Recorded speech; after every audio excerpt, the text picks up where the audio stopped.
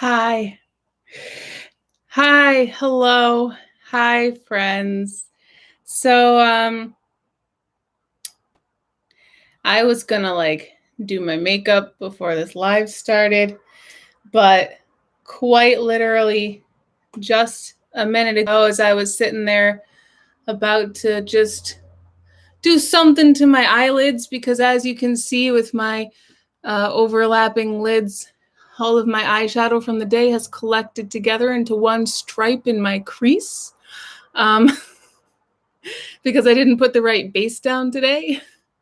As I was about to sit and fix that, picked up a good old big old fluffy brush, dropped it directly into my very full cup of coffee here.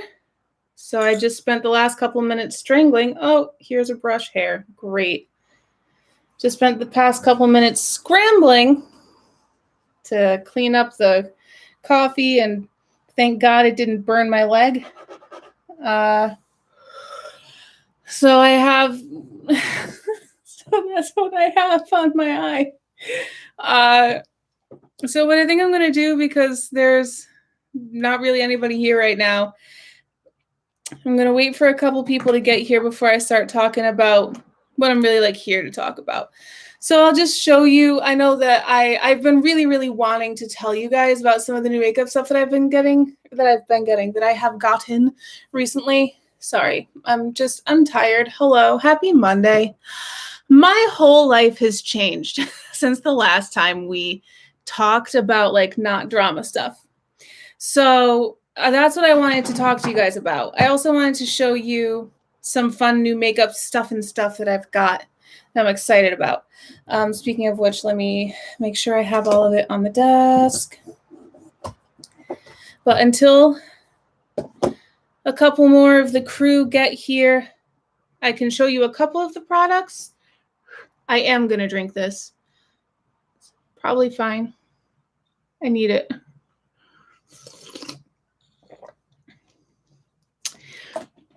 The first big one for me, which I need to apply right now,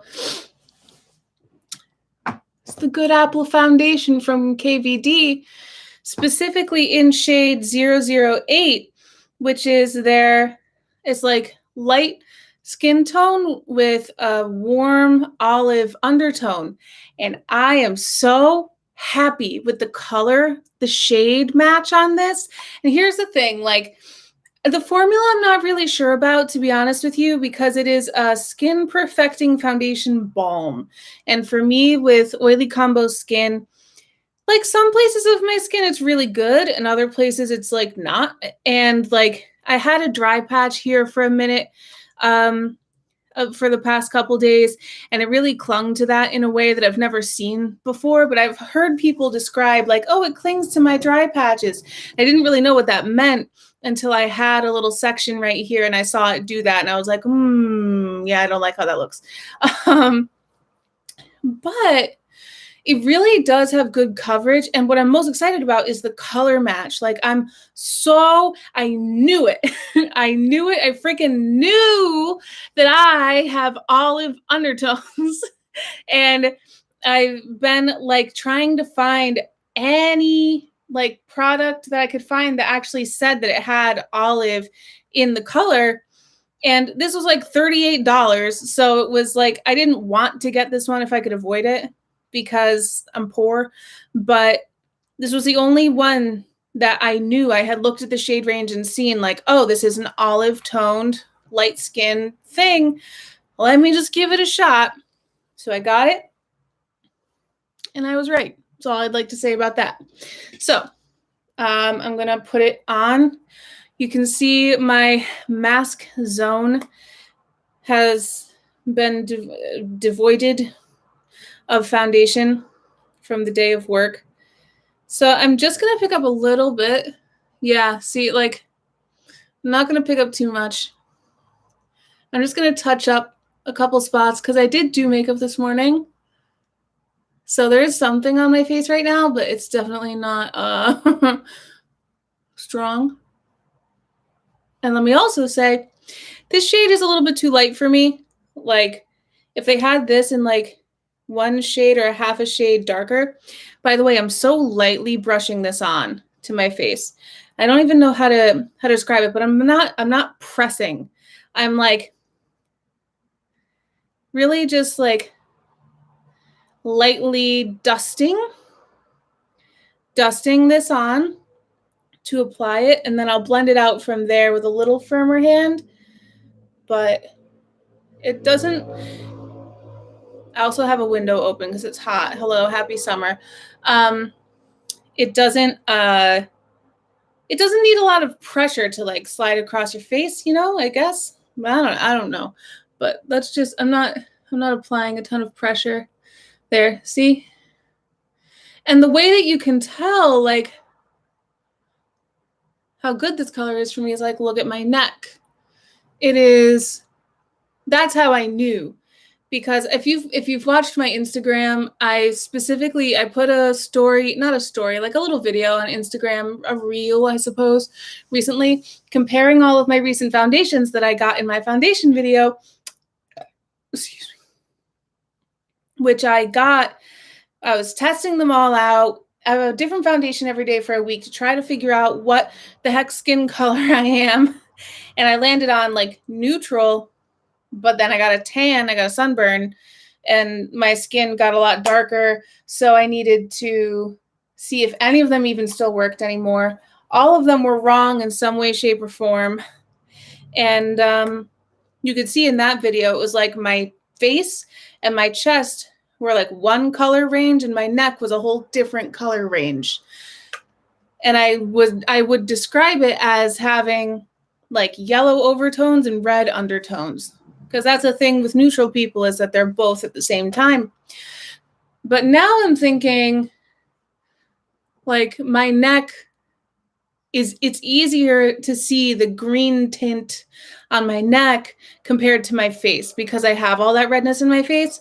So I'm happy because if it matches my neck pretty well, then inevitably it matches my skin tone well. I don't know.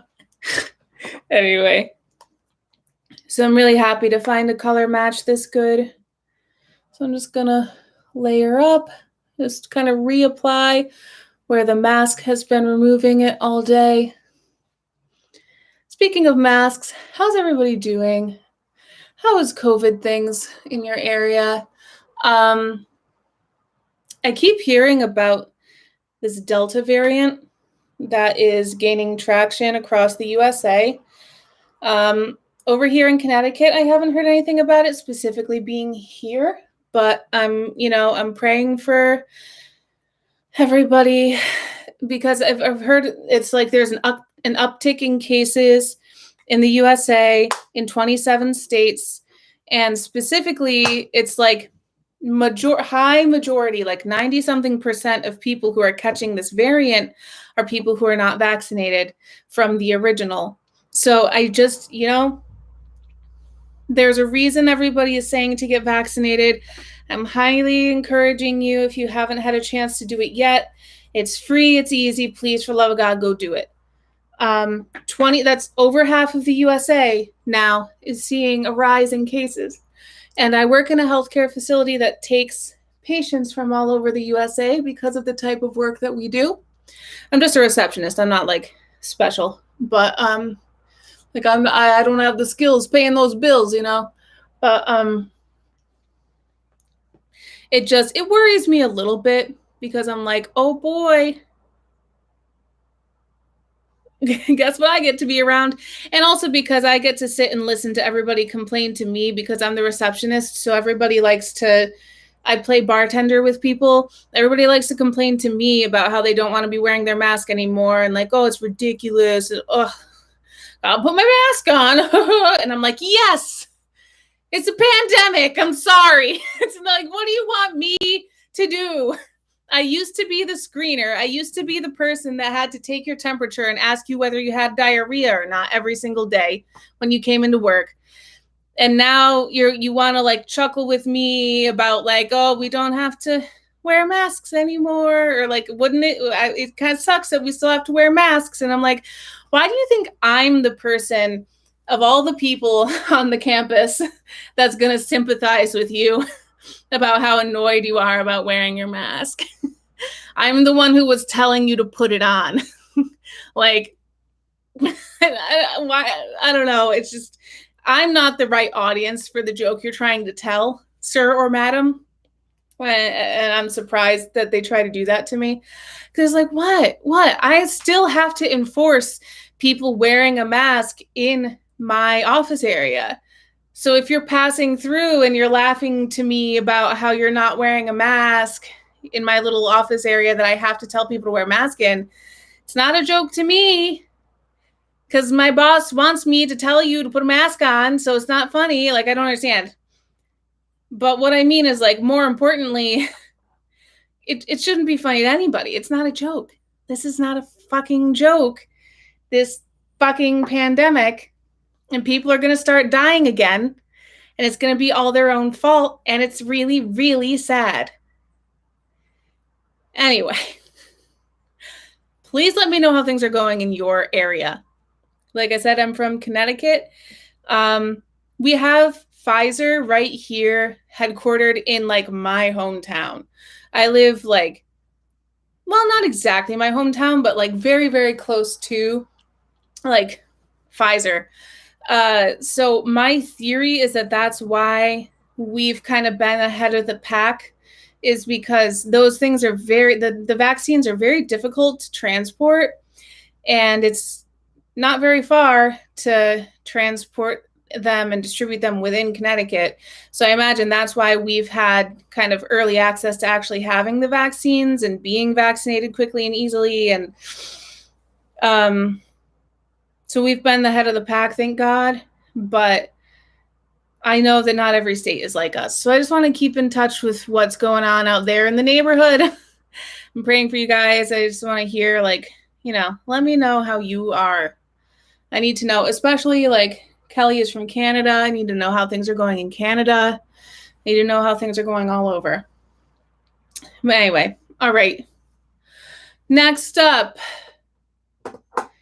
the newest blush that I have is Tarte. I got the Tarte box, the $63 box. You can choose like 7 items for $63. Comes to about $9 each. And I chose an Amazonian clay blush. I got the shade Dazzled because it's definitely unique in my blush collection. It is a rosy purpley pink, berry-ish pink. I don't know, but it's not a color that I have in a blush before this. So I like it. I like this shade a lot. Like, purples look really good on me as blushes, especially this like mauvey purple, pinky purple. Hi, where's my new blush brush? I also I found in my bathroom cabinet, under the sink, I found this case of this BH brush set case. If you haven't noticed, a lot of my, I haven't like done a brush tour or anything, but like a lot of my brushes are white with blue on the end because they come from this one BH poolside chic brush set. Turns out when I opened up this set, I only pulled out the eyeshadow brushes and I completely forgot that the face brushes existed. So I just recently discovered them under the sink, still all wrapped up in their plastic in this little case right here. So I've been playing with this rounded brush for my blush. And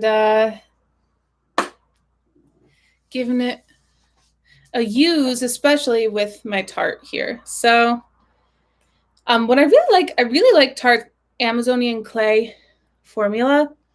The way that the lady described it to me at the Ulta was that the whole point of this formula in all their Amazonian clay products is that it like distributes the oil on your face.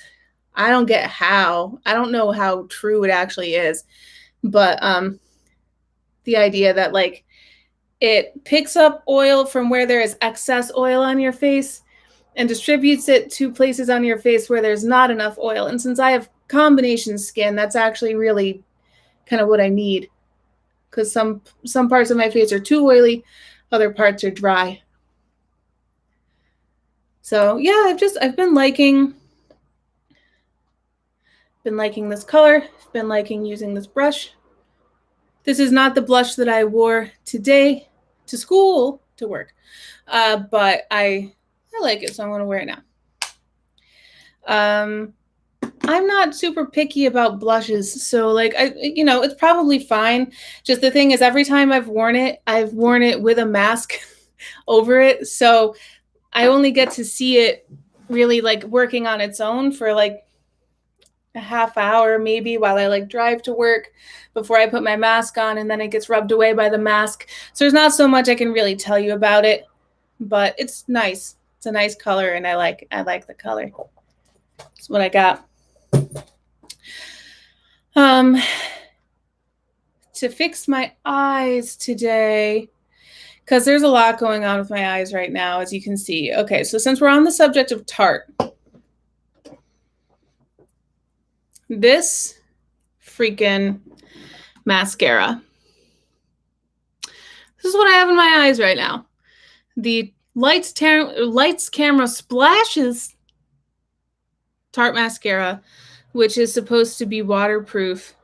But like, I don't know, maybe this is just a misconception of mine. Maybe this is not what they're meant for, but I always thought the waterproof mascara was supposed to be more durable, because like that's how it survives in the water.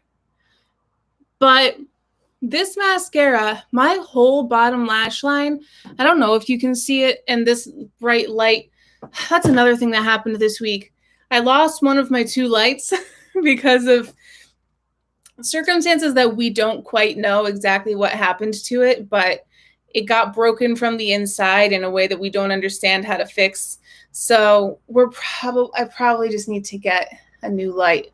But the point is, the one light that I have left is now shining directly on me, so it might be washing me out a bit too much, and you might not be able to see. But this freaking waterproof, normally like $30 or whatever mascara, it's just bleeding all over my bottom eyelid after wearing it for a normal work day. So, 8-9 hours. I don't know when during the day it started, just like absolutely smudgerudging all over the place. But I don't know why. If it's a waterproof formula and it didn't even touch any water, like why is it just falling off and smudging all over my eye? Can I also say, so this is the waterproof version of the Lights Camera Lashes mascara, which comes in a normal just like tube. The Lights Camera Splashes has this weird freaking massive, I don't know what this is, like faux leather casing around it. And the thing is with this ridge, this like folded, sewn together, leathery ridge, it makes it really hard to turn it. And usually when you're applying mascara, I thought the conventional wisdom was to turn the wand while you apply, and it helps with the curl. I can't barely do that. I have such limited control because I have to try to like turn my fingers around this seam here. And it's not even like a soft fabric. It's not even like a soft fabric that bends when I turn or anything. It's like it's very clumsy. And especially on my left eye, I definitely can't try to use my left hand because I don't have the coordination to operate this with my left hand. I don't know. And then reaching over with my right hand is just like, I can't quite get the angle the way that I want it to. I almost hit myself in the eye with this. So like, I don't know. It's just, I don't really get why is it waterproof and leaking all over my eyelid? And also, why is the packaging so what is it? Not anticlimactic, but it goes against its own best wish. Oh, what am I saying? Counterproductive. That's what I mean. Like, why? I don't know. So that is not my favorite product from the Tarte $63 bag. It's not my favorite product that I've gotten recently at all. Anyway,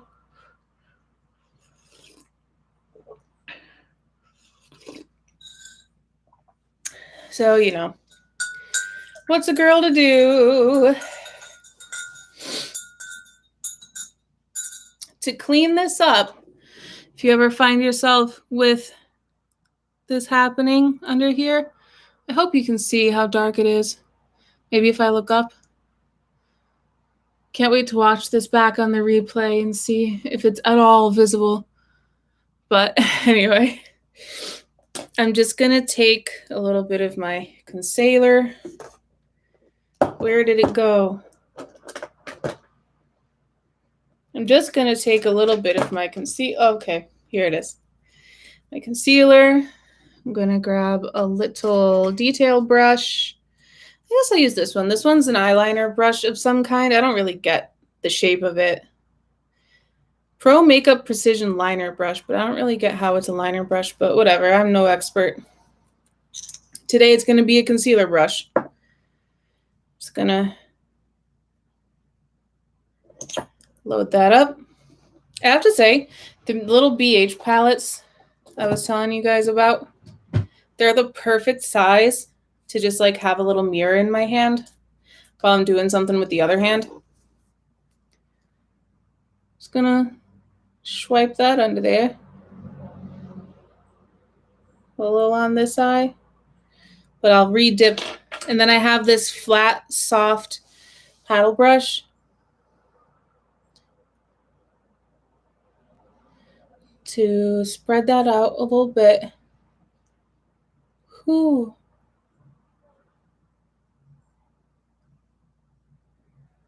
Give it a little blend. The thing is, mascara is black, so like once it's on my face, because I'm pale, it's just, even with concealer over it, it's kind of only so much you can conceal before it's, ooh. But whatever, it is what it is.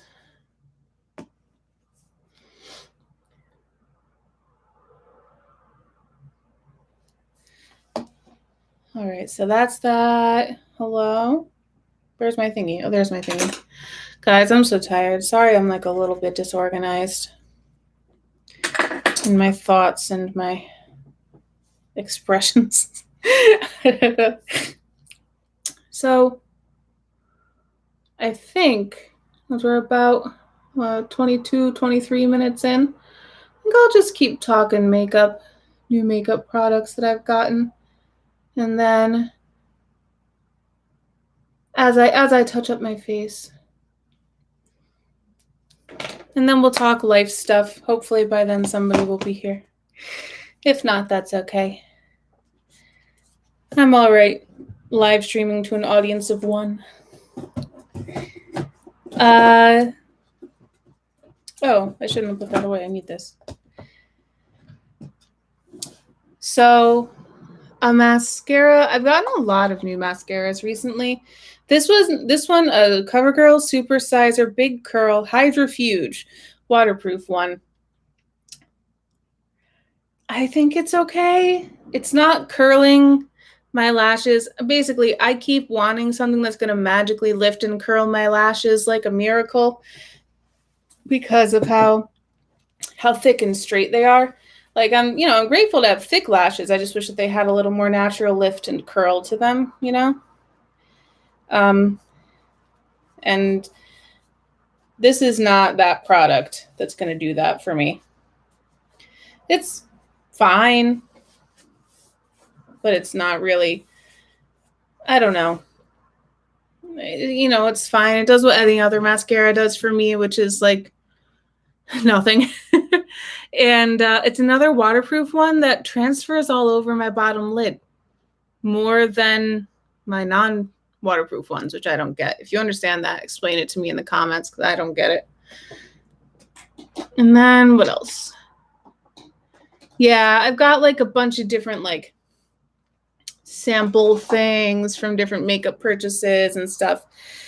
None of them were like, wow, out of this world, you know, like they're fine. I'm sure like they just all make my lashes darker, which is fine. You know, what do you want a mascara to do?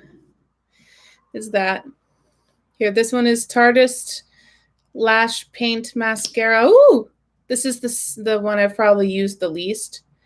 This formula, it's the newest, I want to say. I got it at the same time. Well, it came in a shipment of something. I don't know. So I'll just put this on just to define my lower lash line again. Ooh, the clumps. Oh! Ooh. Chunky clumpy. Oh, no.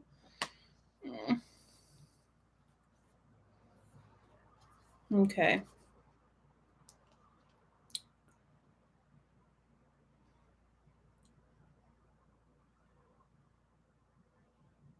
I mean, it's definitely a pigmented black color, but this clumping is not going to do it for me, for my future, for my goals with my lashes. Do you see this? Ugh. Oh, yeah. Let me just roll quick, carefully get that liner brush back out from a second ago. Where did I put it? Oh, here it is. I'm just gonna try to grab that clump off of my lash with the brush. Oh God, it's on my contact lens. Oh God. Ooh, oh, I feel like I'm gonna cry. Oh no. Well, now it's eyeliner. Okay. This is just how tonight's going.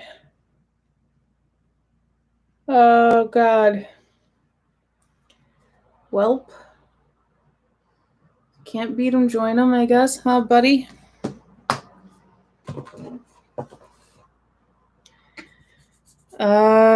Time to get a black shadow. Do a little eyeliner. Is there one in here? No, there's not.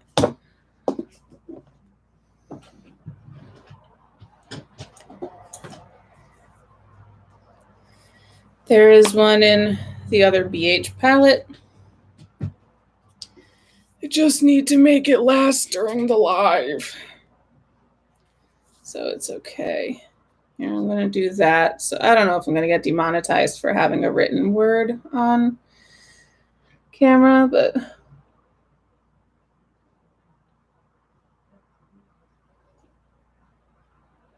so yeah, how have you guys been?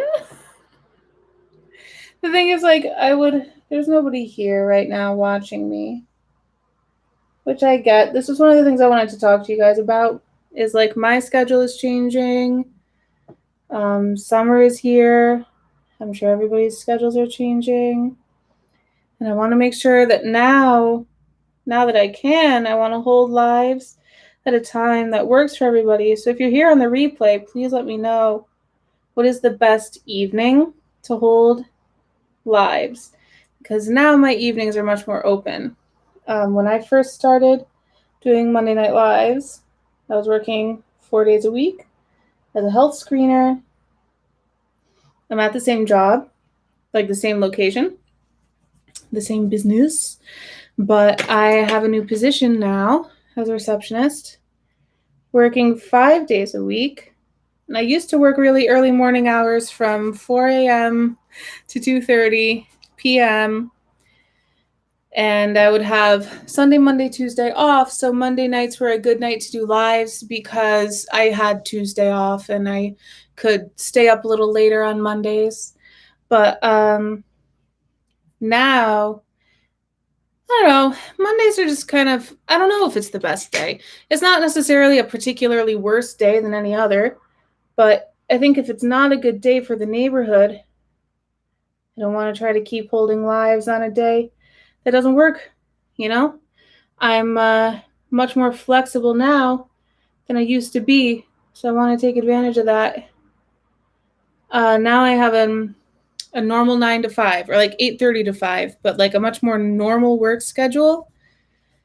So I'm hoping that it will match up more with what other people are doing and wanting. So please let me know. Keep in mind I'm in the EST time zone. But please let me know, even if it's a Saturday or a Sunday, just like let me know what's the best evening for us to do lives. Because, you know, maybe give options. But ultimately, like, lives are no fun if no one's here. So I want to make sure I do it at a time when people can be here.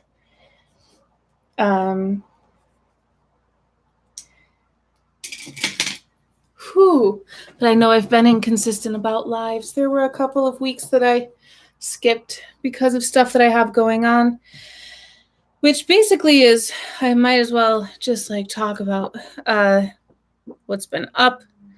My job schedule changed, which has proven to be like a big change for my life, kind of bigger than I thought it would be.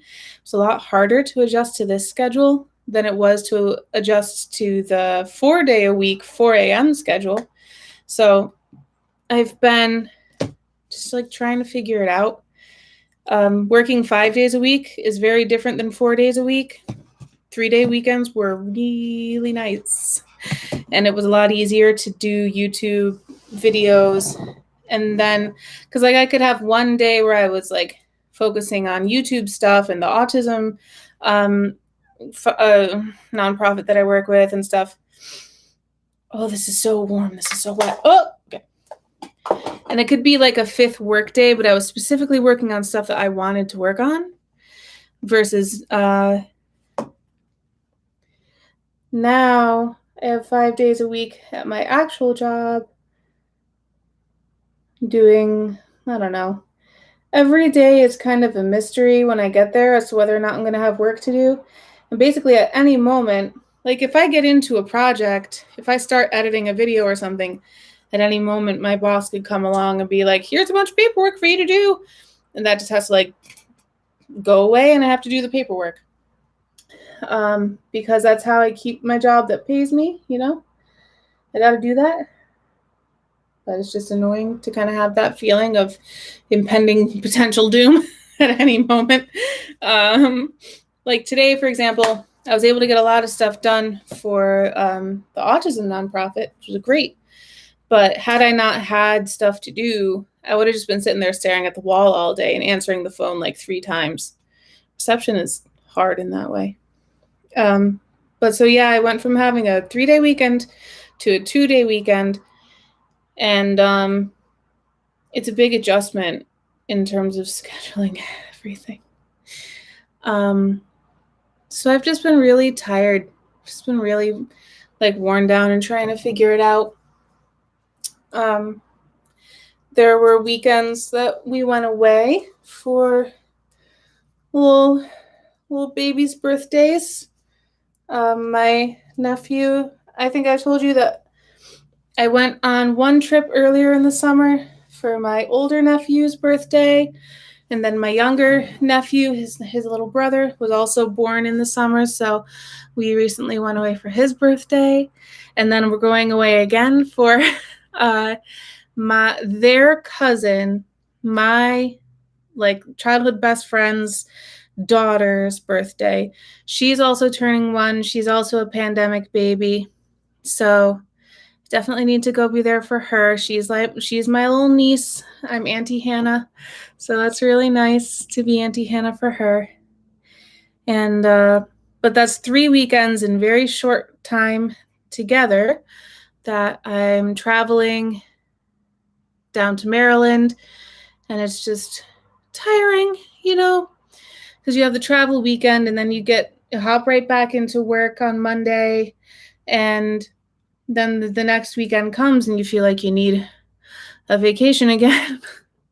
So it's like hard, you know, this is very normal stuff. This is normal stuff that normal people with normal schedules deal with. So I'm not special, but it's just, you know, it's a change for me trying to figure it out. And I want to try to keep my content here consistent.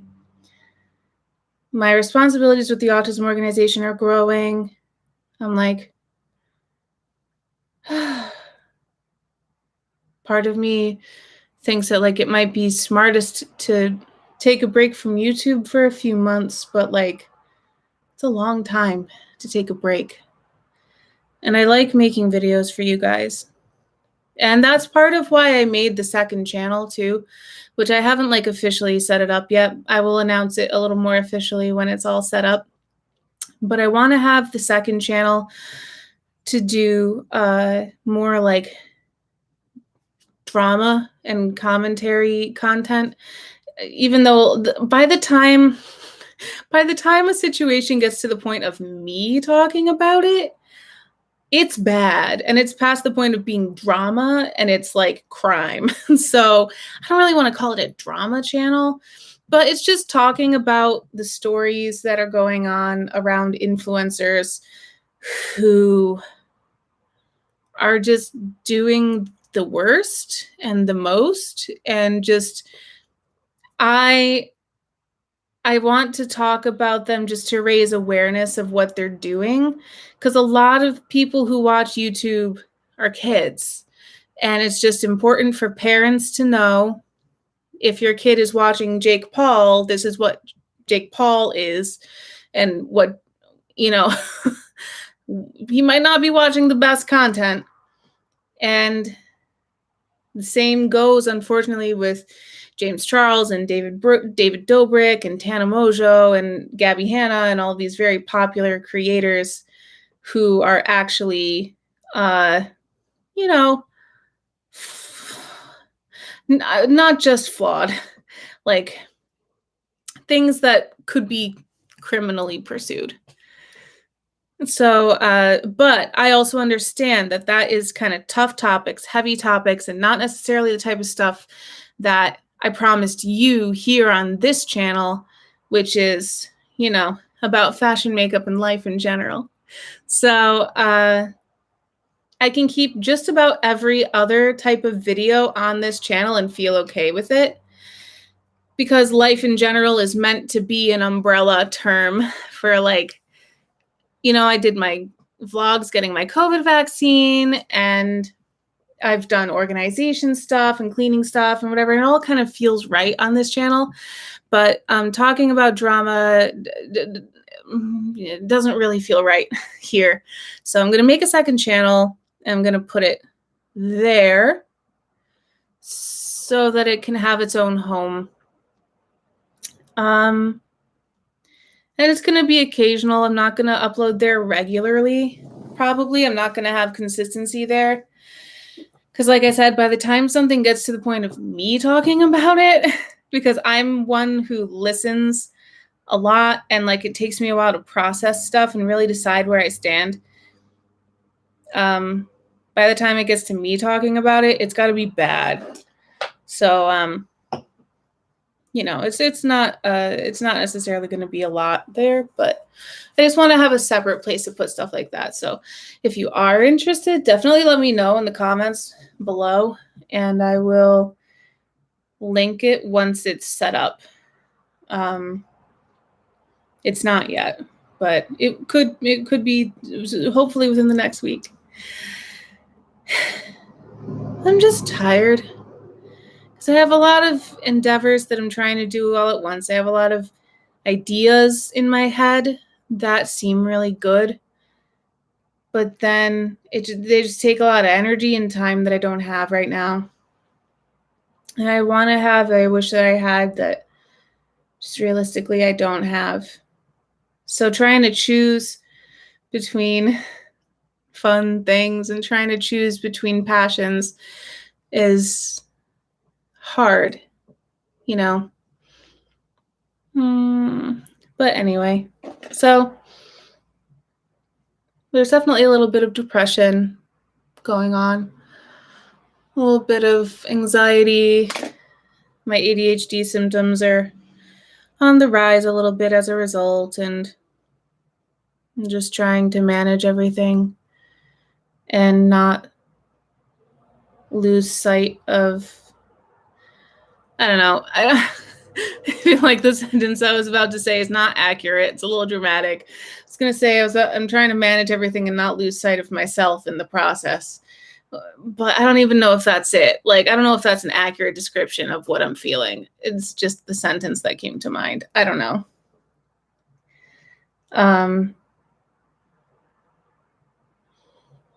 But it's also temporary is the big thing. Like, ideally, the autism organization, it looks like sometime this fall, the autism organization is going to be able to hire me. Hopefully. We're like hoping and praying because I'm doing a lot of work for them. And they like me a lot, and they value me and my work and my time, and they want to hire me. But it depends on, like, it's an exponential effect. Like, there's certain projects that we're working on right now that if those go well, then the next thing will go well, and then the next thing will go well, and then we'll make enough money that they'll be able to hire me to continue doing the work that I'm doing, and I can quit my day job. And that's a life that I would absolutely love. Working with the autism organization and doing YouTube. Like, I can think of nothing better at this moment in my life than, for a second, I just felt like I might cry. I don't think I will because I'm too tired, but like, I can think of nothing nicer right now than to be working from home, working with the autism organization, and doing YouTube and Instagram and whatever, and just like really being in control of my life and my time and my schedule in that way. I'm just going to interject here really quickly. My most recent eyeshadow purchases have been these two. This came in the $63 Tarte palette, and I have to say, or Tarte bag. I'm bringing this up because I need to fix my eyelids because, ew. This is a very small, very simple neutral palette, but like, oh my God, if I don't use this every single day. Like, I'm so surprised. I never thought I would be that much of a neutral gal, but something about these shades, like no matter what I'm wearing, if I don't know what, there we go. If I don't know what colors or like what shades to match with my outfit, these match really well with my skin. So I can just put these on and let the outfit speak for itself, and my eyes don't have to match. And most importantly, this little highlight here, perfect. Do you remember how I used to really love, of course you remember, I haven't talked about this forever, but I used to really love the Ciate London Confetti highlighter because it had like a glassy shine to it. And I feel like that might have been like a spray-on thing on top that went away over time as I used it. I feel like I get that glassy shine now from this little creme shade of highlighter. And this is what I put on my eyelids today, but I didn't put the right base underneath. So as you can see, it all kind of compressed to nothing. So I'm not going to use that again right now, but I do really love this. And this is the Amazon Clay formula. So again, with the right base underneath, it can last a while. And the thing is, I have oily eyelids, so no matter what, I have to put some kind of a primer or like some kind of a base. That's the next big thing I'm trying to figure out with my makeup routine is what the heck do I put under eyeshadows so that they actually stay? Because the thing is, I have this CoverGirl lid lockup thing that's like almost too strong because I've been using this. This was my go-to palette for a while because I wanted to review it for you guys. I've made like 2 weeks of looks with this. I like it a lot. I love this color story. This is an awesome day-to-day go-to palette with a lot of colorful options. If you're somebody who likes color, which I do. But it just stinks because I'm trying to figure out how much of this I need to use so that the mattes don't cling and get like stuck and get patchy. On their own, they don't do well against my oily eyelids, but that's normal. No matte does. Sometimes shimmers do, which I really appreciate, but mattes really don't. So that's not just this palette. That's not against this palette. That's against my eyelids. I'm trying to figure out the right thing to put underneath my eyelids or underneath my eyeshadow, but when I do sometimes magically happen upon the right combination, like I said, I really love these. The mattes are really soft and creamy. This shade and this shade are both really good base shades for me underneath eyeshadow looks. And I think I was surprised by this one, Moonchild. It came off as more of a glitter to me than like a shimmer. Like a couple of them look a little different on the eyelid than you think they are going to when you look at them in the pan. So they just take a little playing around with. But I love doing like a wash. Any of this like 1, 2, 3, 4, 5, these like colored mattes. I love just doing like a wash of those over my eyelids when I go to work. It's usually just like easy, breezy, simple. And then I'll put this, I'll put like this or this down as a base and then do like a wash of color. It's just like easy and very user-friendly, I think, this Rustic Glam palette by Dominique Cosmetics, by the way. And the other little palette was the Tarteist. So what I think I'm gonna do...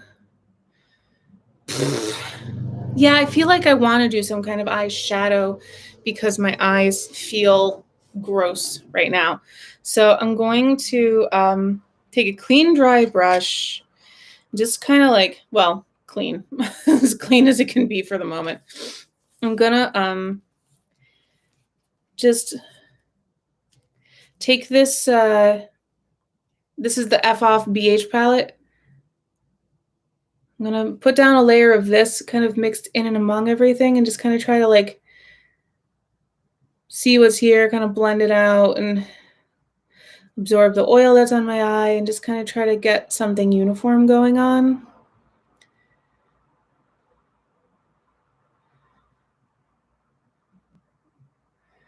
Yeah, it's not awful.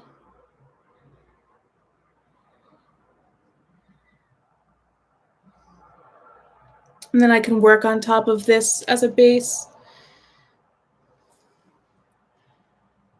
Oh,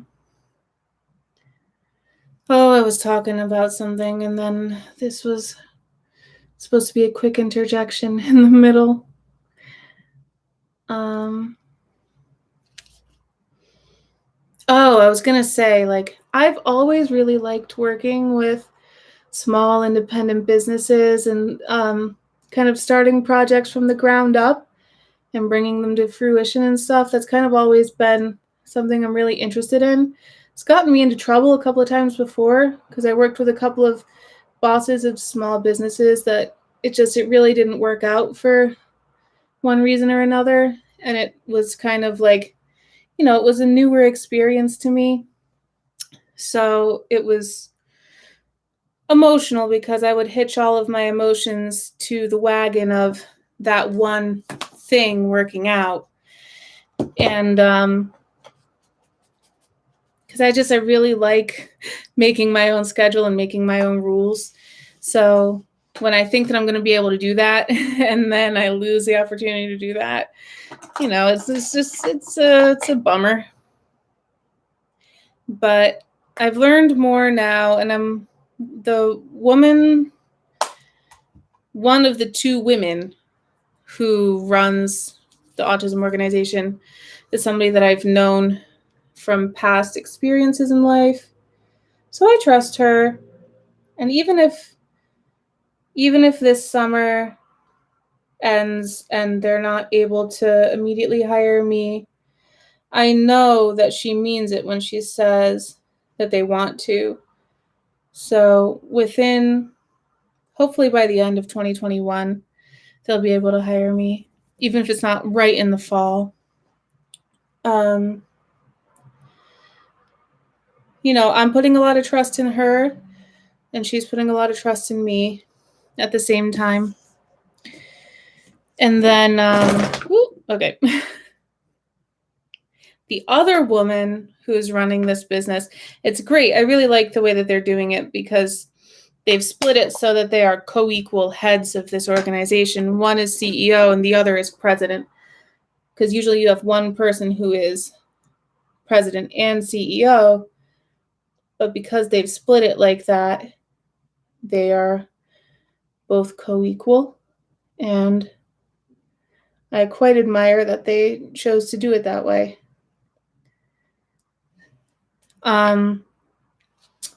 She is an expert in her field, the president. I know the CEO from my personal life, but the president is someone who is really an expert in the field of autism and stuff. So it's really a blessing to have her on our team and to be working with her. This is a mess, just so you know. These eyes right now, not good.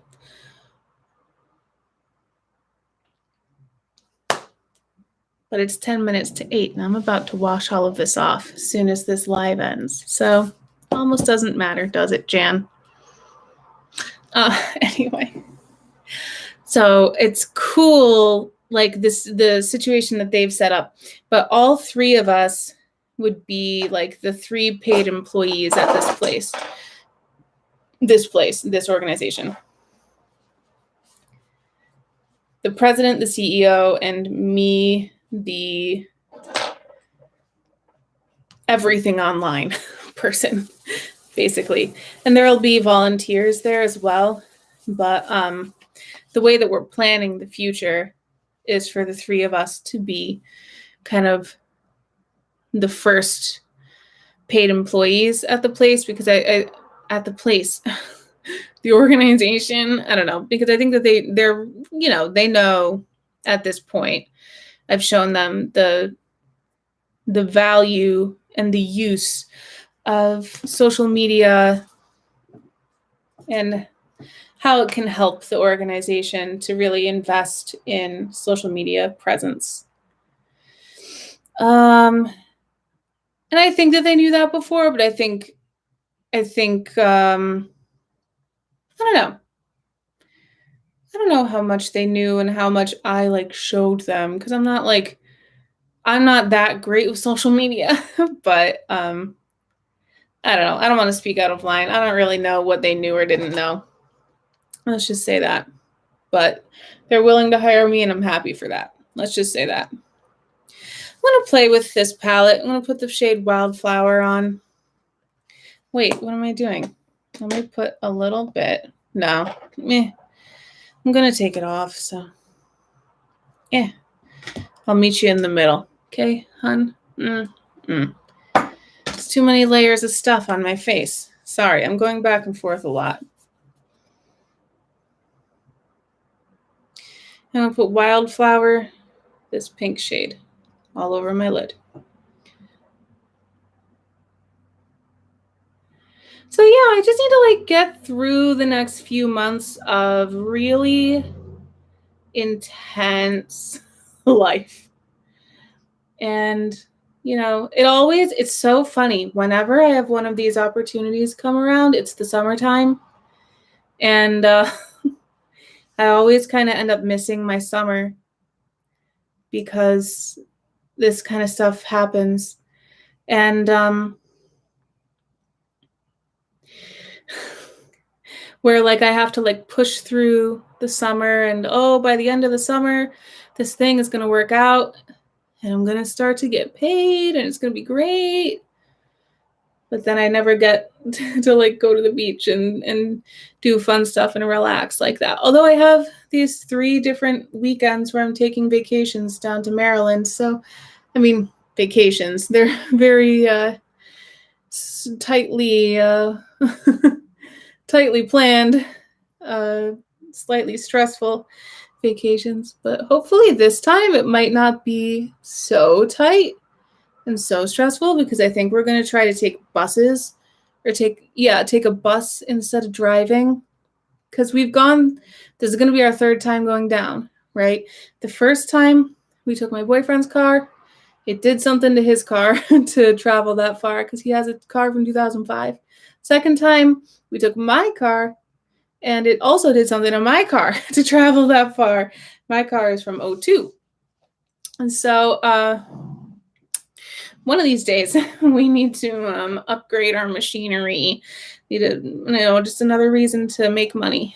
But this 3rd time, because both of our cars are now messed up by this trip, we decided maybe we'll take some kind of like either a train or a bus or a rental car or something. I think right now we're debating between the bus and the rental car, because taking the bus is nice, but then we have no independence once we're down there. But taking a rental car might be more expensive, and then we still have to be the ones physically driving and doing tolls, and it's a lot of mileage on the car that we would be putting on. And a lot of rental places, it's like, this is how much it is per miles that you drive, and then we're paying for gas on top of it and all of that. So it's just like weighing the options. Sorry guys, I'm tired.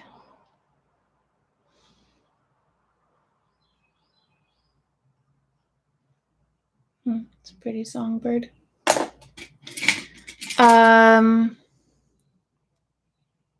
So we're gonna figure that out. Going to Maryland. But other than that, I haven't had too many like kind of traditional summertime, fun time, summer vacation experiences. These shimmers are super duper soft, by the way, can I just say. And I really don't want to miss my summer this summer.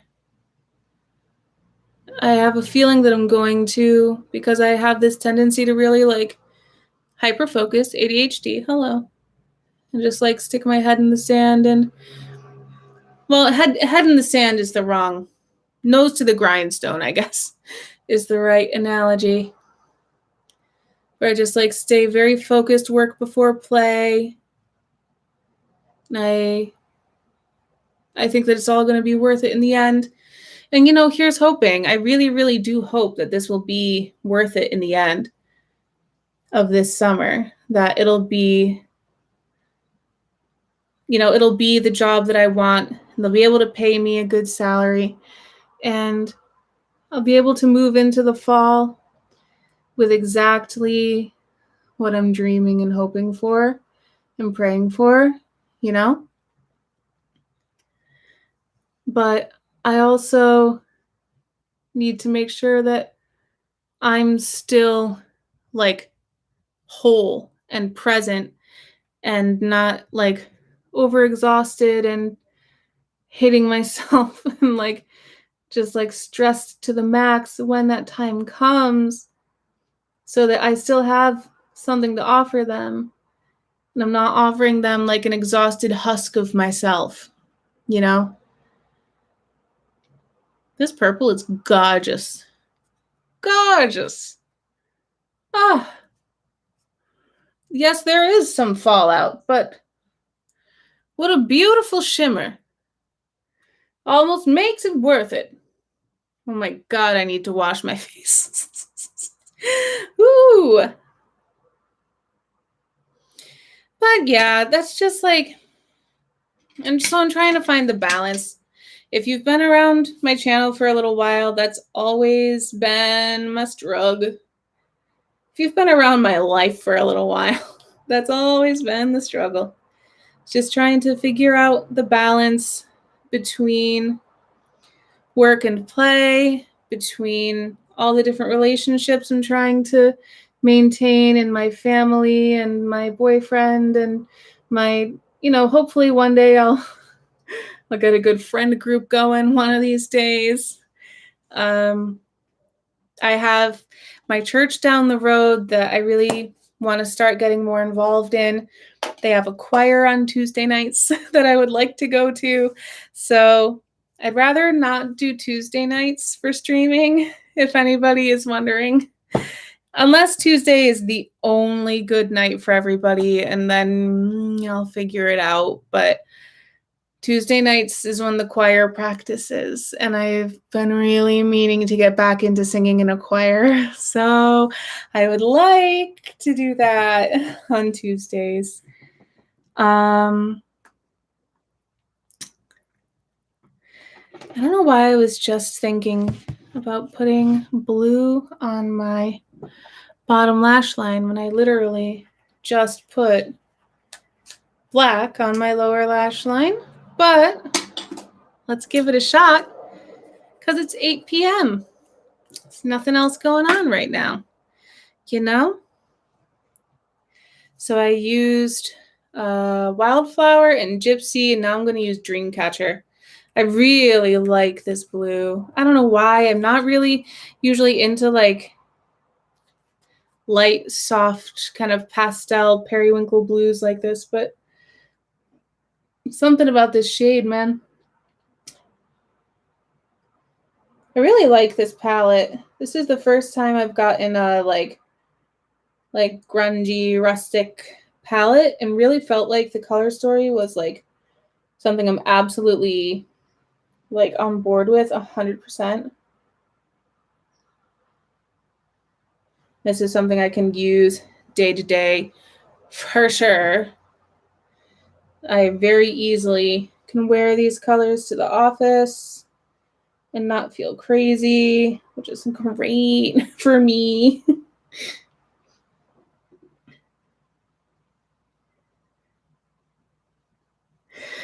But anyway, yeah. So if my content is seeming a little weird, or if I'm seeming a little tired, it's because I am.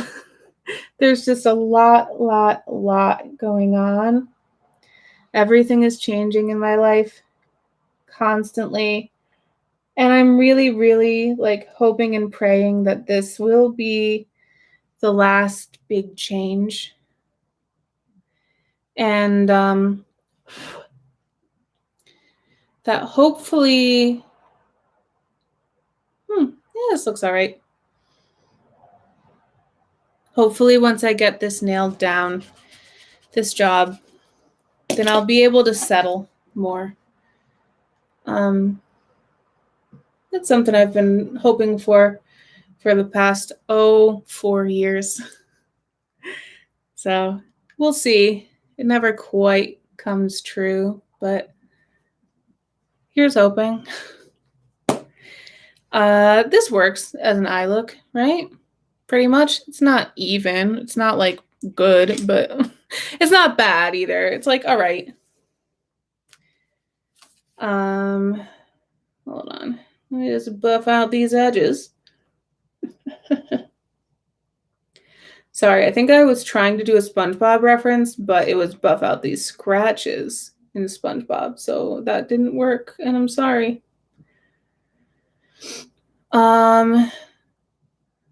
There we go.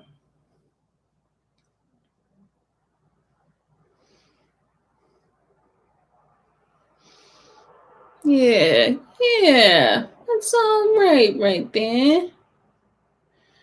That's enough for me. Alrighty, what else? What else have I got for new makeup? This, okay. Which I can't use this because I was just using the eyeshadow, but I caved.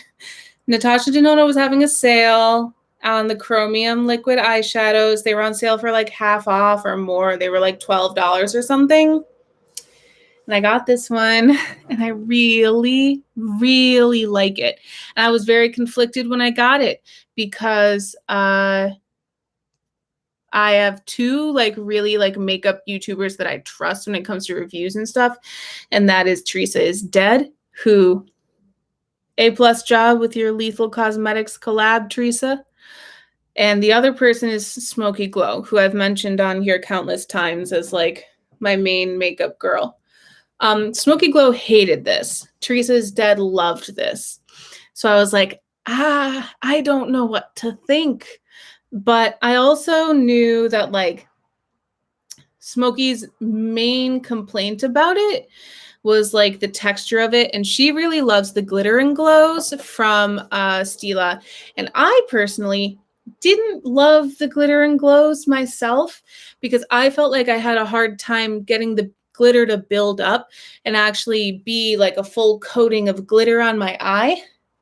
So I was like, okay, I mean, if she prefers that formula, then maybe, which I don't like, then maybe I'll try a different formula and I'll prefer that formula instead. So I tried this. I absolutely love it. It's so good. Okay. Hold on. Let me just give a little swatch, a little swipe. If you're just showing up, I know that my foundation is way light, and I'm sorry. I'm being washed out by my light right now. And also, this is just too light of a shade for me, but I'm really happy that I have this foundation because it's actually olive toned, which I'm excited to find out that I actually am olive toned. I just wish that I had a slightly darker shade of this. But anyway, so yes, let's all bask in the glory of this multiple chrome action. Is it working? Can you like see it? Ha ha ha. It should look purple to green. Purple to green shift. Maybe this is, looking at it in person, it's like so blindingly obvious, but I feel like on camera, it's like not doing it so good. It's like, I feel like on camera, I can only see the pink. That's so disappointing. I really wanted you guys to see it. Wait, hold on. Why is it not? Hello, those who are here. Nice to see you. So y'all showed up at 8. Should I do these at 8? This is my question. I posed this question earlier on in the stream. Should I change the times of my lives? Because now I have more evenings available because my work schedule changed. I'm working 5 days a week, 9 to 5 now. Everything has changed. So if 8 o'clock is a better time, I can do 8. Just please let me know in the comments below or in the chat because it's alive. So what's up? How you doing? Sorry. I'm dying, apparently. Hope you're doing better than me. I don't want to waste too much of the product because I love this. But let me just like... So sorry. Okay. I'm going to do like a light... A light dusting. First of all, I love the texture of this. Thank you for the ice cream cone, Jake Ronnie. Whoop. Okay.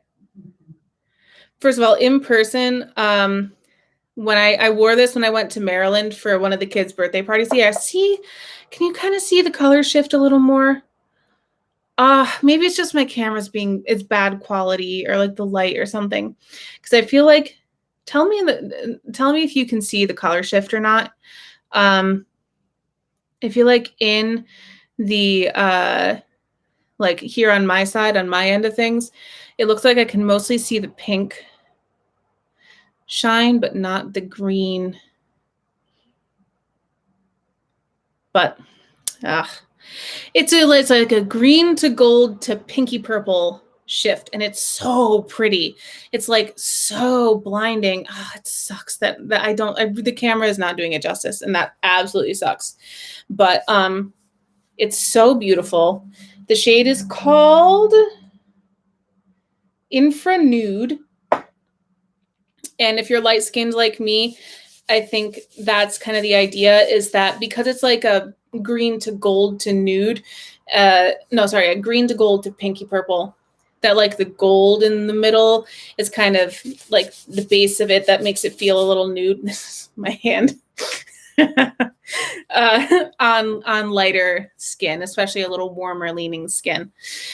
But I love the texture of this. Like, I love not having individual glitter chunks, but instead it's like a shiny, sheeny, liquid, slick, reflective thing. I like that so much better. It's so much easier to just like one swipe on the eye and confidently get out the house knowing that the eyes are like done.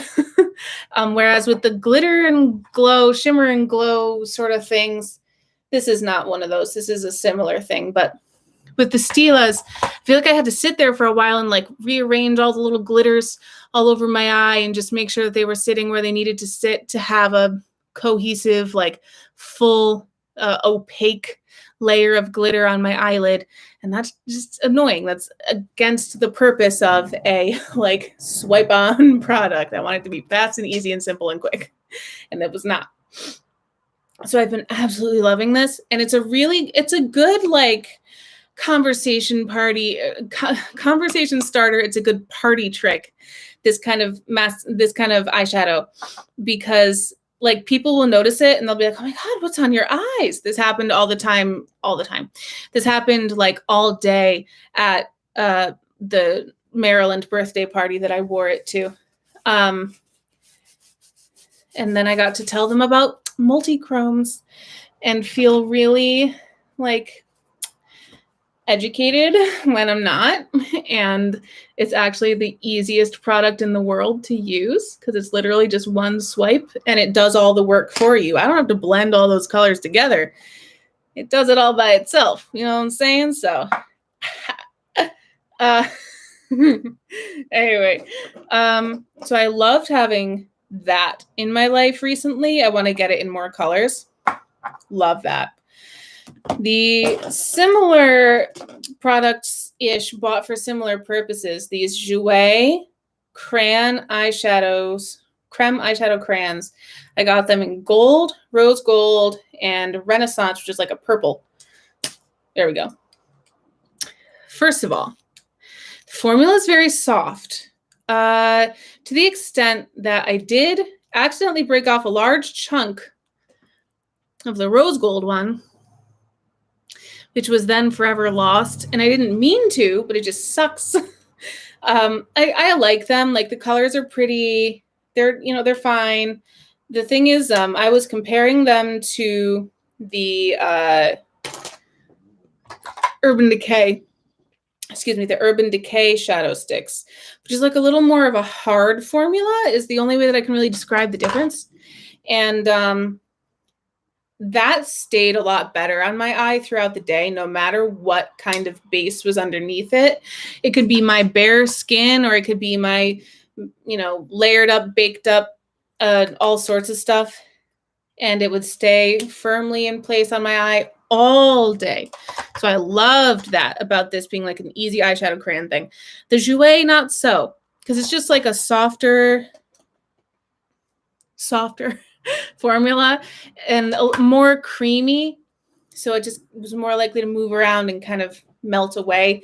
And that's, for my oily eyelids, not so good. I love liquid products on my oily eyelids because they're made, something is different about liquid eye products because I think they know like they have to do something to them to make them stay in place because they're liquid. So the way that they're formulated is more drying. And with my oily eyelids, it dries that up too. And it just kind of sticks, it like mattifies and it's like great. But with cream products like that for the eye, I feel like that's not so good for me, for my oils, my oily goils. Sorry. What else? I got from NYX, LA Girl, some real like inexpensive shit, but a couple of like colorful eyeliners, which are like fine. I use them in my waterline and my bottom lash line for just like some added pops of color, and especially the purple one here. What's this shade? This shade is hard to read. So what it is, it's They're gel eyeliners. Come in all sorts of natural and unnatural colors. Paradise Purple, GP366. Really great cool toned purple. Really stuck in my waterline like all day long. The green and the brown I haven't even used as much, but the green I literally haven't opened yet. But I do really like these. So at least based on how well the purple one has done. So these are great because they're also super duper cheap.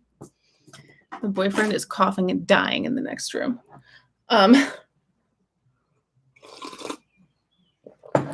What else? I have gotten some skincare stuff. Because, yeah, let's see. I talked about this. I talked about this. Oh, you know what I didn't talk about? Okay, so remember how I was complaining about mascaras at the beginning of this?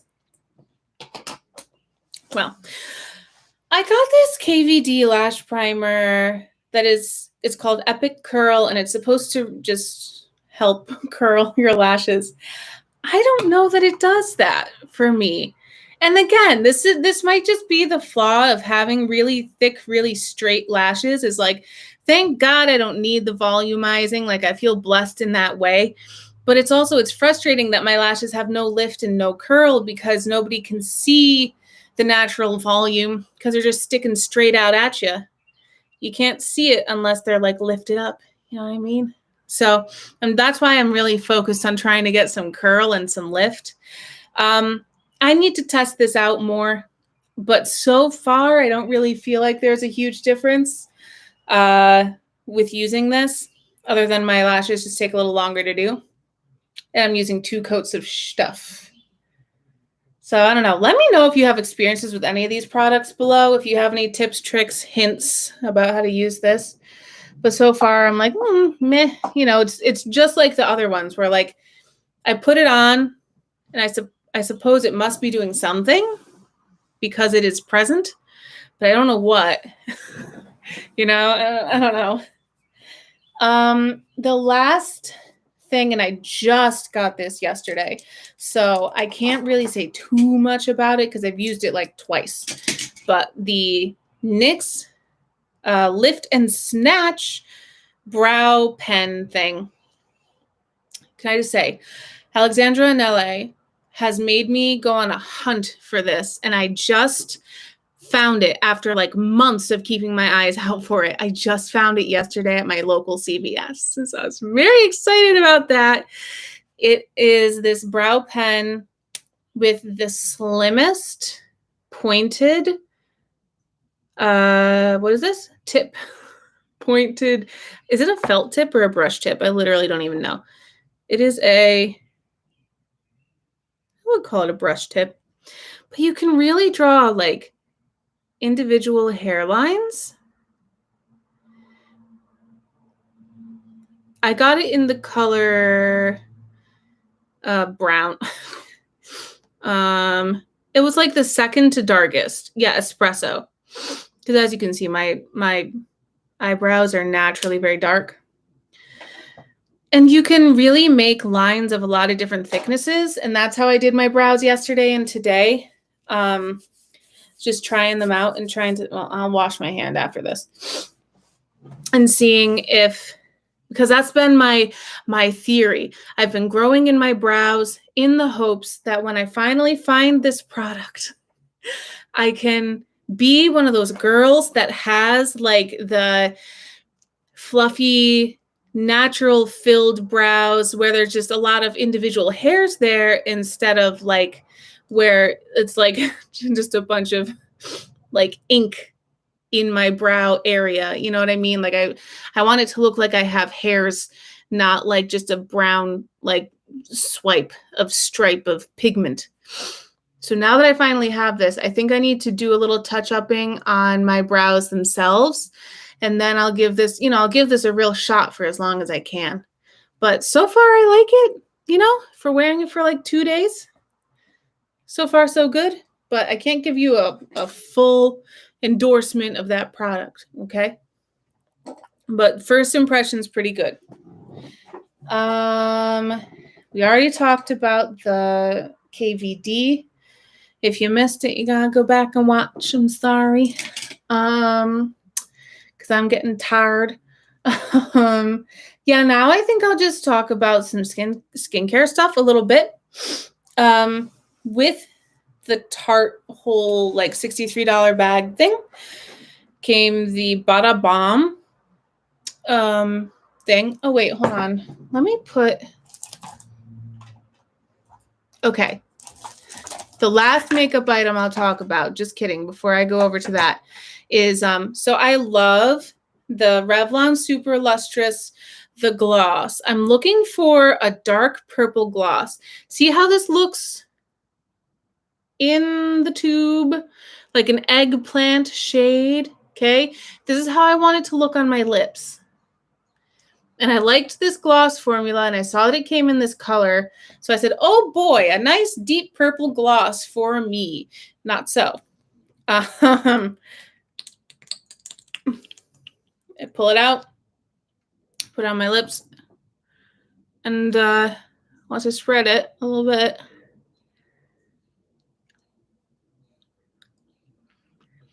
It looks pink. Looks like a berry pink. And not even like a lighter shade of purple or anything. It looks like an actual just like pink. Which is just disappointing, you know? It's not what I wanted.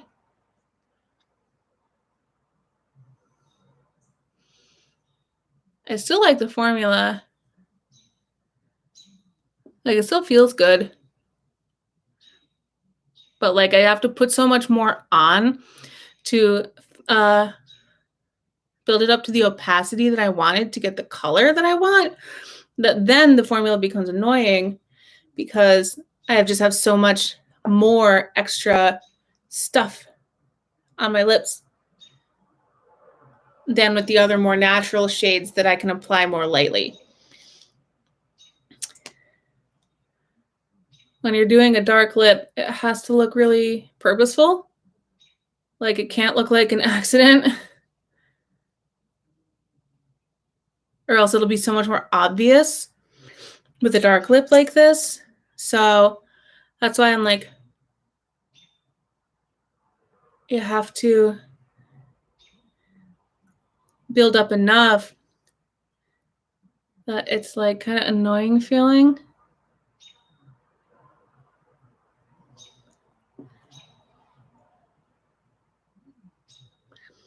So just, that's a little bit of a shame because I really like this formula in the other color, but the amount, I don't like having to build it up to the level that it feels gross to get like close to the color I was looking for. But now even look, it's built up. Here's how it looks in the tube. Here's how it looks on my face. Very different, even with several layers built up now. So if you know a really good, deep, like purple gloss, let a girl know. You know? I'm looking okay. I'm gonna let it be imperfect because it's 8:20 p.m. I'm going to bed soon. Here on the East Coast anyway, it's 8:20. Okay, as I was saying, Tarte, Bada Balm. I'm sorry. It's just a really like kind of heavy moisturizing cream. I use this in the evening as a face lotion overnight moisturizer. It's definitely like kind of thick moisturizing. The only thing I don't like about it, I don't like this like thing, the way it like you push down on this, and then that's how the cream comes out. And so then this is an awkward amount of cream because I need like 2.5 pumps to fully fix my face, but you can't do a half pump. You can do 1, 2, 3 pumps. So I just have like a lot of extra product that I have to put like somewhere. And since I have oily, like an oily T-zone, having a lot of extra moisturizer in my life, it's kind of confusing. I don't have a lot of places to just like stick extra moisturizer other than I guess my hands. But you don't want to do that. I don't like to have my hands be that freshly moisturized while I'm actually doing all my face stuff. All the products get all slippery and stuff. but it's nice. It's a thick formula. It's definitely an overnight cream, I feel like, unless you have incredibly dry skin, but you'd have to have like the Sahara Desert on your face for this to be a day cream for you. So I would say it's a good nighttime cream. It's fine, you know. I ran out of my Derma E Universal cleansing balm, and I wanted to, well, I wanted to get another one of these, but the store I was at didn't have it. So I tried something new, which is the Versed Day Dissolve Eucalyptus Oil Vitamin E Cleansing Balm. I got this at Target, and I like it. It's like the same cost as this. It's like $17 or $18, but this is 3.5 ounces, and this is 2.3 ounces. So just saying, you're getting 2/3 for the same cost as this one. It's good. I think it does much more like stripping of my skin. This. Something about the eucalyptus oil, because that's the new ingredient between the two of these. I've had vitamin E in products before, but not eucalyptus oil. So something about that really like strips my skin more, which I'm not against that, you know. At night, I'm doing a daily dissolve. This is the product that, you know, in a double cleanse, this takes off my makeup. So you need that power. It was like kind of surprising, but I'm not against it. I think it's fine, you know. I'm no aficionado, but I like it. I also got, I finished up the Physicians Formula Rosé All Day eye cream. I finished this up, and I was noticing toward the end of using this bottle that I felt like my eye was like kind of irritated when I was using this. So I was specifically looking for a replacement, different product that did not have rose in it, because rose was like the new thing, like the new ingredient by using this. So I asked my sister, because we were kind of tight on time. So I was shopping for a new cleansing balm, and then I was like, can you look for a good looking eye cream for me? So she got this number 7 Restore and Renew Multi-Action Eye Creme, suitable for sensitive skin. And I've been using it for like a week now, I would say. I like it. I think I use less of this than I used of the Physicians Formula. I think it's a similar price point, again, like $17 or $18. And I'm like, this is literally what, half a fluid ounce. Like, get over yourselves a little bit, okay? But anyway, it's nice. It's definitely a little like a slightly thicker formula than this one was, but it's also a little like more matte. I don't know. I don't get it. I don't know why this works. I don't know if it works, really. I just like it. Compared to this one, I like this one better. No eye irritation, so that's good. And I feel like it's actually doing more than the Physicians Formula one did. Don't know if it's true, but that's how it feels. Next, okay, this one I definitely know how I feel about. So I got 2 little serums from Sephora. This one is the Anti-Imperfections Clarifying Hemp Night Face Serum. Yeah, I'm real edgy and cool because this has hemp in it. Okay. I also got from the same line this mushroom face serum. So my thought was, because I haven't really played a lot with serums before, so I was like, okay, I got one to use in the day, one to use in the night, have a happy little face on my hands, you know? This one, something about it, my face really didn't like it. And like right here at the corners of my mouth, as well as like around the edges of my nose, it was getting really like red and painful and itchy and irritated. And I didn't know what was causing it at first because I introduced both of them to my skin at the same time, and I was like not really sure. But when I removed this one from my routine, that went away. Excuse me. So something about this was really just like not working for my skin. Could be great for somebody else. You know, I also, when it says mushroom, it makes me wonder, like, what kind of mushroom? Does the type of mushroom have an impact on what it does? I feel like mushroom is, it's like saying, oh yeah, it's a vegetable face serum. I'm like, well, what kind of vegetable? What are the properties of that vegetable? Like, I feel like there's a lot of different types of mushrooms, you know? What does it say? Full of amino acids, protects by moisturizing, erases skin dullness,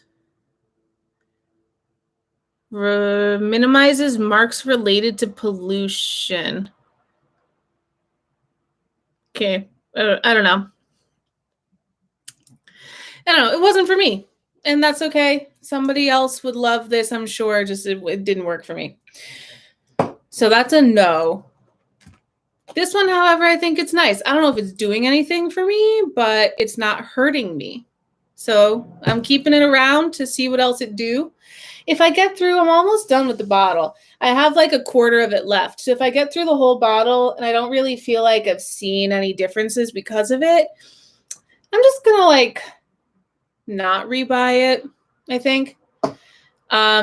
On the subject of serums, I got this sample of the Drunk Elephant Firma Day serum. It's kind of unfortunate when I tested this because I was testing it in the same like time period that I was figuring out this mushroom thing.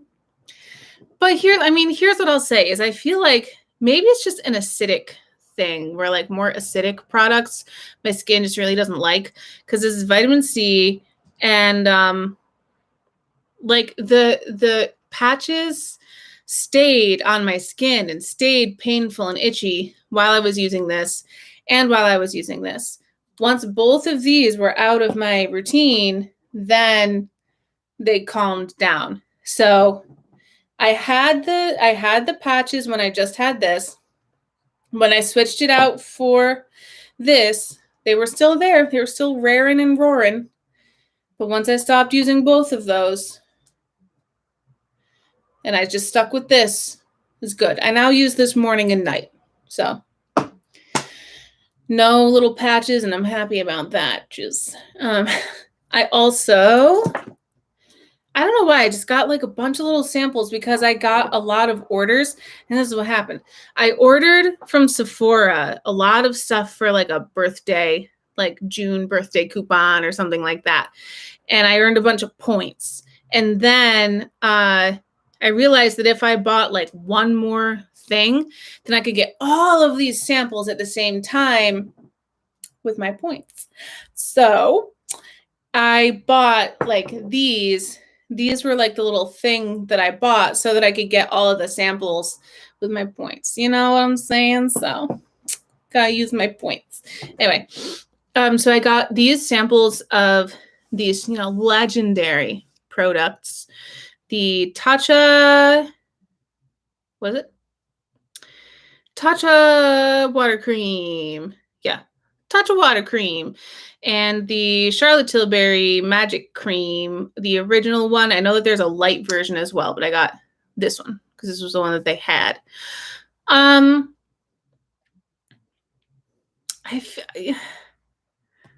don't feel like either of these is really like magic or revolutionary to me. The thing is, like, I know that both of these are really expensive. So I guess I'm just surprised that like while I was using them, I didn't see any like magical results or changes to my skin. Because this one is water-based, I used this more in the daytime, especially because it says it's normal to oily skin. So I was like, great, perfect for me, better for day cream. And then the Magic Cream is very thick when it comes in this little tub. So that was what I used at night while I had these. And like, okay, you know, it's creams. I don't know that I like, nothing really impressive happened with these. So like, they could be great for somebody else. I don't feel like I really saw any magic happening because I was using those creams, you know? That's really what I'm looking for. If it's going to be that freaking expensive, there better be some magic involved. It better like fly up and apply itself to my face at the least. Okay. I know that it was a free sample, but if I had paid for the real thing, that's what I would have expected. Just saying. Anyway, I'm looking around just to make sure that those are all of the like new things. I did go on a little bit of a shopping spree, not gonna lie. I got a bunch of birthday gifts for myself in the makeup category. But it's just been a rough year. So I felt like I just wanted to treat myself. And it's good trying out different formulas. Like this, I got this for half off. Like, thank you. Thank you so much, Sephora. Yes, I will take that. And then like the Tarte, $63 for 7 products. Like there's no other time you're going to get any of those products for $9. So I was like, you know what? There's no better time to try out this stuff. Oh, that's what happened. So I got, I like this foundation. I do. The Tarte Amazonian Clay. I got it, but I just got the wrong color. I was very annoyed. But this is what I don't like about Tarte with their foundation ranges is they're very own, like a different kind of labeling system for their undertones and stuff. So like the last time I got a Tarte foundation, I got it in the same like darkness 16, but I got 16H for honey. And then this is 16B because that was when I thought I was warm toned. So I was like, oh, now I know I'm cool toned. So I see 16B for beige here. Let me give it a shot. Maybe that's the more neutral toned one. False. It's cool toned. It looks really pink on me. So I was like, okay, great. But when you do the $63 sale, you can't return stuff. It stinks because I would have loved to return this and get a different shade, obviously. So it was just like annoying. I wish that they would just use like warm, neutral, cool olive, like everybody else who does shade names. Instead of this, like, they have like tan, honey, beige, like all of these like names where like you think you know what it means, but you're not entirely sure. And then you were like me and you spend $9 you can't return. That's a waste of money and annoys me. But I have a bunch of this. So I found that when I use this underneath other stuff, like I have a particularly yellow leaning, my ColourPop Pretty Fresh. When I use the two of these together, the end result looks pretty good. So I think I'm going to use it as a mixer, basically. So at least I use it somehow. Also, I don't know if this is new, if I've showed this to you guys before or not, but this is, wait a minute. Yeah, okay. This is the waterproof Ulta color correcting concealer. It's this like very light peachy tone for my like little dark purple circles under my eyes. I'm conflicted about this, not gonna lie, because I really like the shade of this. This is a perfect like white girl peachy shade. I used to have a peach color corrector that was much darker than this, and it was like really hard to work with. This one is much better for my skin tone, but it says it's waterproof, and it says it's a color correcting concealer, but I don't feel like it's got much, like once I put it on, I don't know how to describe what I'm trying to say. It does not mix well with other products going over it. So then by the time I'm done putting on like a foundation or another concealer or something, unless this is supposed to go on the very top, but I don't want this to go on the very top because it looks like a pink splotch on my face. I put it underneath foundation and other stuff. by the time I'm done with all the layers of stuff that I'm putting on, it has kind of either mixed into the other products or otherwise somehow just kind of like disappeared. So now I can see my dark circles again. And then I'm like, oh, well, the color corrector didn't work, I guess. And so then I just grab more of my normal concealer and put my normal concealer on, which doesn't work because my normal concealer is not a color correcting concealer. So I don't know. Color correctors are something that I'm just like, I want to know how to use them. I think I know how to use them.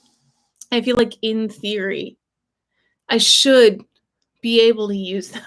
But then I go to use them and it just like doesn't quite work out, you know? But I'm still working on this one. I think, tell me if I'm missing anything. If there's anything from the last makeup related video that I said I was going to review, or that I said I was going to like look at. I don't know if this was in the other video, but I have this Sephora purple lipstick. Really good. This looks great. It's like this really beautiful, like deep purple, cool toned royal purple. I wore this lipstick Saturday. I had nowhere to go, nothing to do. And I put this on and I just looked so beautifully gothic and gorgeous. But this was something that I got in a moderately recent makeup something. I really liked it. I just wanted to share that. I think I got this like on clearance. Sephora collection, people underestimate it, and I get it. I get why, but like it's not necessarily all bad. It's just, you know, this is a simple product. It's a matte liquid lipstick. They're not going to get it that wrong that you need to spend another $20 on a name brand product. You know, if this is here and it's on sale for like $5, just get the Sephora one for $5, okay? It's not going to be that much better to get the $25 one. It's not, okay? Just get the $5 one, okay? All right. It's our secret. That's how the industry works. All right, I'm tired and I'm starting to be a little nonsensical, a little silly. I think the last thing I want to talk about, because I think I've talked about everything else that I was interested in, but so for a while I've been using this Benefit Brow Contour Clicky pen thing, where each we have a light brown shade here that comes down, a dark brown shade, a definer shade, which is like a little concealer to go around your brow shape, and a highlighter shade, little bright cream. I haven't really used the concealer and the highlighter too much, but I've been using the light shade and deep shade. I like this to an extent, and I think that it's good if A, you have a really bold brow look, or B, you are really good at, I don't know how to like describe what I'm trying to say. Like, it's really pigmented. So I'm trying to say. So if you're good at working with really pigmented products and making them a little more natural looking for yourself, awesome. Or if you want like a really bold, pigmented, strong brow, then this will give you that for sure. I think it was just like a little too intense. Oh, you know what else I was going to talk about? Okay. Oh, I don't have it anymore. This freaking e.l.f. brow it's not that big of a deal. Okay. I have this e.l.f. brow pencil that was like a go-to for me. I still have it in my trash. Threw it away. The crayon inside kept falling out. And that was another thing too. Okay, the Jouer. This is 2 products that I've gotten this month where the crayon inside just freaking falls out. It's just like not attached. So these Jouer eyeshadow sticks I was talking to you about, yeah, the purple one. the whole shade stick just freaking falls out of nowhere. So just be careful. If you get these, just don't turn them upside down ever. God forbid, or tip them a little too far or something. Because the whole crayon might fall out, get on your carpet, get dirty. Or the e.l.f. brow thing was like a twisty at the bottom, and the little pen twists up, and it had a little spoolie on the end of it. Little spoolie guy on the end built in. Really liked it. I liked the shade that I found that worked for me. But again, the whole crayon stick kept falling out of it. At a certain point, I was like, oh, okay, I can't stop using this. When I'm like rushing in the morning, I cannot deal with the eyeshadow, like the eyebrow crayon falling out onto my dark gray carpet, and I'm sitting here doing stuff and it falls out, and I have to try to like look down into the abyss under my desk in shadow to try to find this like dark brown eyebrow crayon, and try not to step on it and smoosh it into my carpet or anything, because this is a rental, and like it's complicated. So for a minute there, I was just using this. I learned a lot by working with this, namely that it is kind of a lot. It's kind of intense, you know. I think I'm going to start working with the highlighter and definer shade here from this, so I'm not like getting rid of it, because and let me know if you have like tips and tricks on this. I don't know how to, like, what's the right order in my routine to do my brows, because if I do my brows, like if I do my base and then I do my like eye makeup and then I do my brows, which is usually what I do my brows last, then by then it's gotten all sorts of powders and foundations and stuff into my brows. So that's all up in there and making my brows look more light. And so then I feel like I have to put color all over them, and then they look too dark. But if I do my brows like first, I feel like that can still happen. But it'll happen once the product is already on it. Like, I don't know how to keep product out of my brows that I don't want in my brows, like powders and foundation and stuff. If you're good at that, let me know. What I was kind of thinking was do my brows, then go around it with like the definer tool like this. And then, because this is like essentially close-ish to my skin shade. And then let's say the next thing I want to do is foundation. Grab like this brush here. Take my light-skinned, warm-toned olive. Sorry. Little foundation. Take a little dab of that and go around the brow first with the foundation, very lightly. And then with that being like a buffer in place, do the rest of my foundation, but I'm keeping my brush and my sponge like up away, so there's less chance of it getting into the brow itself, you know? Look how white. Oh, I wish I had one shade darker of this, man, because or just if you know any foundations that are an olive undertone besides just this, because I need more options than just this, please let me know in the comments below, please.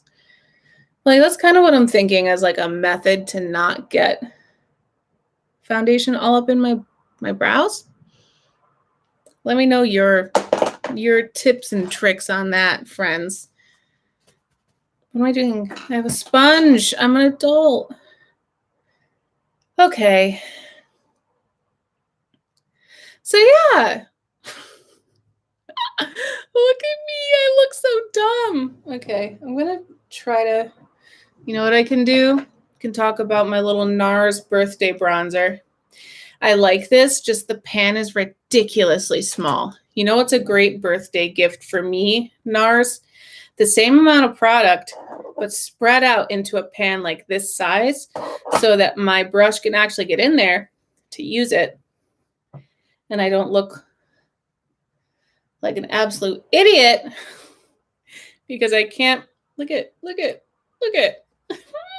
I supposed to do with that? What am I supposed to do? Nars. Oh, God. Anyway. Look at me shining like a star that I am. Anyway, sorry guys, I'm real tired. Thank you so much for watching. I think I have to cut this off. If you've watched this whole stream, God bless. You've done a service, and an angel has earned its wings because of you. If you made it all the way to the end, put a little wings emoji in the comments, or like a little fairy with wings, or some kind of something related to wings, so that I know that you made it to the end, because you're a champ. You're an absolute freaking champ. I will try my best to keep you guys updated on stuff going on in my life. I apologize in advance for an inevitably all over the place. It's just, I know, I can sense it, that it's going to be all over the place for a little while with my YouTube channel, because I have to prioritize the stuff that is actually making me money. And right now, I am making less than $10 a month on YouTube. I think it's safe for me to say that. So as much as I am monetized, it's not like a living. I'm not like bougie rolling in the dough or anything. So I need to work on I need to prioritize the job, my day job that's actually paying me, and the job that is going to be paying me in the future, and just making sure that I'm maintaining my responsibilities there. Because once I fulfill those duties, it will be a lot easier for me to fulfill my duties for you guys here on the channel. Ultimately, I do want YouTube to stay fun and light. I don't want to have to come here once every 3 months to be like, oh my God, guys, my life is falling apart. So, you know, the more of that we can avoid, the better, I think. I love you guys. Thank you so much for watching. I hope that you like this video. Subscribe to my channel. Set your notifications to all if you want to be notified about more fantastic content like this. Thank you for showing up to live. I'll have another live next Monday Night Lives. I think I might switch to 8 o'clock though, because we had a real surge in attendance at 8 o'clock. So I'll just switch to 8, you know, why not? And then Friday, I should have something. Sometimes Fridays are hard for me though nowadays, so maybe Saturday. I'll have something sometime. Thank you so much for watching this video. I appreciate you and your time, and the fact that you are spending so much time here with me. I will keep you updated on the drama channel, the second channel. I will see you definitely the next Monday Night Live, if not, hopefully with a video sometime before then. We'll see. I'm very tired. So much love. Bye.